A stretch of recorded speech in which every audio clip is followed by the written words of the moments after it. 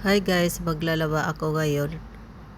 Gabi na, ang oras nito ngayon ay 8. Galing po kami, kaya gabi ako maglalaba dahil pag morning may ginagawa po ako. Hatid po ako, kasama po ako sa alaga doon sa school. Sorry po, hindi ko po alam nga ganito ang pag voice over ko dahil first time. Tapos ngayon, tapos na po ako doon sa shower, washing. Ngayon ilalagay ko na po ang damit doon sa taas para matuyo.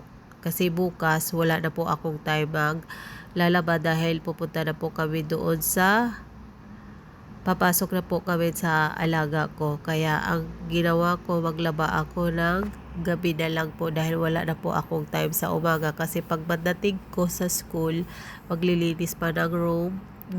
Ganon ang ginagawa ko. Tapos pagkatapos dito, tutupiin ko na lang kasi nasa taas.